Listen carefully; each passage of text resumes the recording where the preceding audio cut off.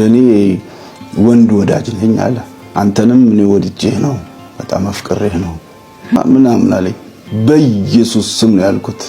እጅግ አሳዛኝና ልብ የሚሰብር መረጃ ተሰምቷል። ግቢውን ስታምሺ ከኔ የምታመልጭ መስሎሽ ነበር? ቲቸሪ እኔም ካንተ ማምለጥ አልፈልግም።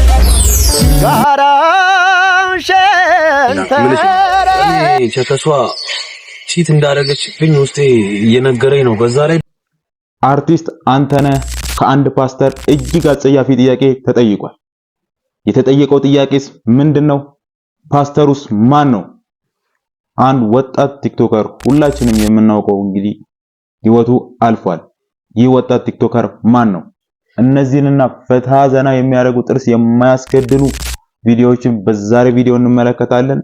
ይህን ቻናል እንግዲህ ሁላችንም የቪዲዮ ከመጀመራችን በፊት ላይክ እናደርጋለን። ሰብስክራይብም እንዳይረሳ። ወደ ቪዲዮ ይሄን አፍታ የፈጠነ ኮፒ አድርግልኝ። መኪና መንገድ ላይ ቆም የፈጠነ አድርግ ብራዚ።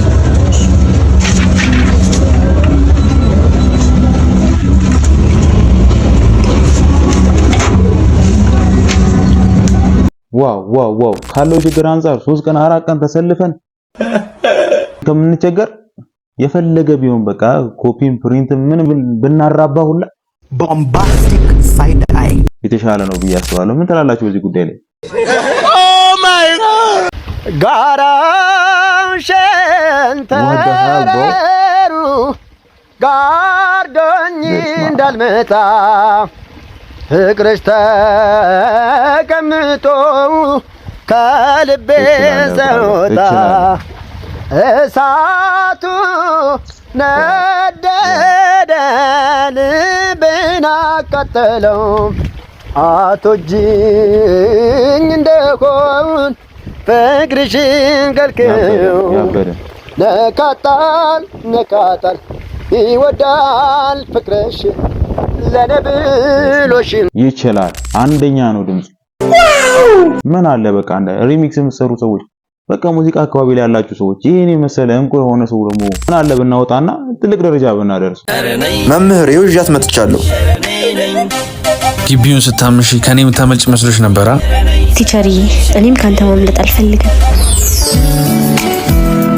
አትምድሩ ዝም ምትላት አንቺ ምን ያጨማልቅሻል? እቃው የት ነው ያለው እኮ ነው የተባልሽው። እቃውማ አንተ ጋር ነው ያለው። እንዴት ነው የምታምሪው? ምን እየሆንክ ነው? እንዴት ነው ማታፍሪው? ኮበዝ ልጅ ብሩክ፣ እኔና እሷ እናወራለን። አንተ ሂድ 10 ማርክ ጨምርልሃለሁ። አስተውሰኝ እሺ? አይትሸር እኔ አወራታለሁ። ባይሆን አንተ ከኔ 10 ማርክ ውሰድ። ይሻላል ጋይስ። ይቺን የመሰለች ልጅ ከሚበላ ቦምባስቲክ ሳይድ አይ ይሻላል። 10 ማርክ ምን ጥቅም ብራዘር? ይቺ ልጅ በቃ አየር ላይ ካገኘ ትምህርትንም አቋርጥ በጌታ ወየ በቃ ጀለስ 10 ማርክ አይደለም 100 ሺህ ብር ስጠውና ተፋቶ ነው። አመረራችሁ እንደ ጋይስ። አንተ ከኬንያ ነው እንደምትመጣው ምንድነው? የውላሳት ይኸው መጡ። አንድ ይባርክ ምንድነው? የተወለደው ልጅ ሳንጠይቀው ማለት ነው አድጎ ተምሮ ተመርቆ ስራ ሊሲል ነው የመጣው። ይገርማል። ምንድነው? የተወለደው ልጅ ነው እንደምንጠይቀው? አረ ራሷን ነው የምንጠይቀው። አንተ ዶማራ የገር ጣቢውን ክሶይ ምንድነው የምትለው? እየቀለድክ ነው? አትውለድና የዞር ካራስ ጠይቅ። አንተ ምን አለበት? ለመውለድ እኮ ማፍቀር፣ መግባባት፣ ማግባት ምን ያስፈልጋል እኮ ስንት ነገር አለ አይደል እንዴ? ታዲያ አታገባም እንዴ? ፍቅረኛ አለች አንዴ?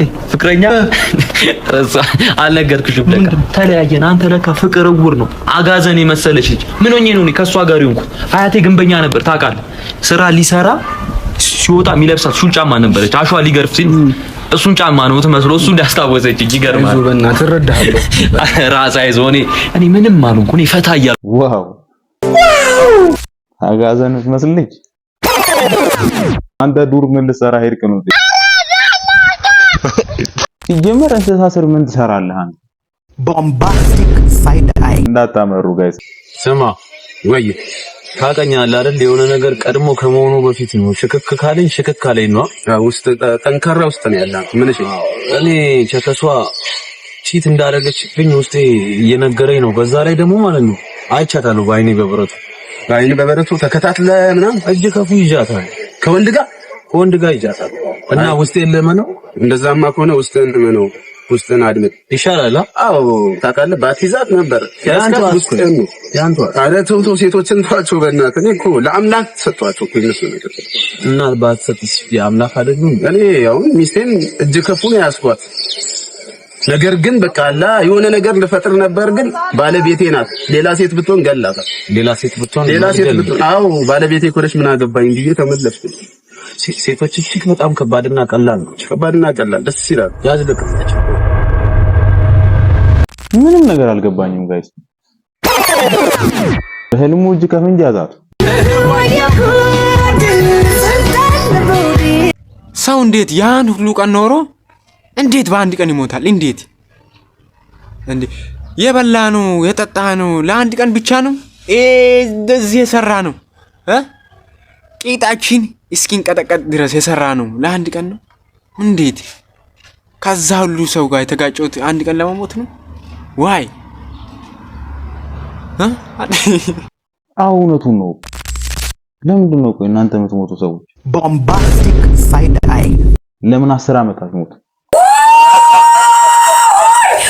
አንድ ቀን መሞት አግባብ ነው ብላችሁ ታስባላችሁ? የልጅ ያው 9 ወር ተረግዞ አይደለም በ10 ብር ተገዝቶ አያዋጣም። እጅግ አሳዛኝና ልብ የሚሰብር መረጃ ተሰምቷል። በዚህ በቲክቶኩ ከ500 ሺህ በላይ ተከታዮች ያሉትና እንዲሁም ደግሞ ስለ ፍቅር ሲያወራ የምታውቁት ይህ ወንድማችን ህይወቱ ማለፉ ተገልጿል።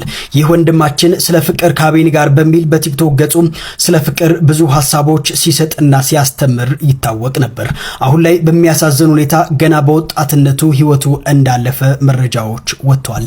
ለወንድማችን ነፍስ ይማር እንዲሁም ደግሞ ለቤተሰቦችና አድናቂዎቹ መጽናናትን እመኛለሁ። አንዳንድ ጊዜ እንግዲህ በተለይ በወጣትነት የሚሞቱ ልጆች በጣም ብዙ መስራት ያለባቸው ለሀገር ብዙ መጥቀም የሚችሉ ለብዙ ሰዎች መቆም ምክንያት ሊሆኑ የሚችሉ ብዙ አቅም ያላቸው ብዙ ዕውቀት ያላቸው ልጆች ሲሞቱ የምርም ያሳዝናልና የሚሰራቸውን ኮንተንቶች እንግዲህ ብዙዎቻችሁ ታውቁታላችሁ። ከ500 ሺህ በላይ ፎሎወር ቲክቶክ ላይ ያለው ልጅ ነው። ስለ ፍቅርና ሪሌሽንሺፕ ጉዳዮች ላይ አድቫይስ የሚሰጥ እጅግ ድንቅ የሆነ ልጅ ነበርና ወጣት ሲሞት ደግሞ የምር ልብ ይነካልና ለቤተሰቦቹ፣ ለወዳጅ ዘመዶቹ፣ ለአድናቂዎች እንግዲህ ለሁላችሁም መጽናናትን ከልብ እመኛለሁ። ታዋቂ ፓስተር ነው። የሚገርምሽ ነገር ፓስተር ስለ ፍቅር ህይወቴ ጠየቀኝ። አይ እንደዚህ ነበረኝ እና ተለያየን አመለጣታ ምናምን ነገር አይ አሁን ሳላስከም አይ አሁን እንኳን ስለ ፍቅር ሁኔታ ማስበበት ሁኔታ አለ። ሌላ አይነት ነገር ስሞክረ ታውቃለህ ማለት አልኩት። ቆይ መልሼ ልደውል ዘጋው። ሌላ አይነት ሲል እኔ በቃ ግራ ገባኝ። ከዚህ የተለየ ምን አለከ? በቃ እንደዚህ ያወራ የሆነ ሰዓት ምን ነገር አለ። እሺ እኔ ወንድ ወዳጅ ነኝ አለ። በስማ እና አንተንም እኔ ወድጄ ነው በጣም አፍቅሬህ ነው እና ምናምን አለኝ። በኢየሱስ ስም ነው ያልኩት፣ እየሰማኝ ማለት ነው። ምን ሆነ ነው አንተ እንትን አይደለም ምናምን ነገር አልኩት።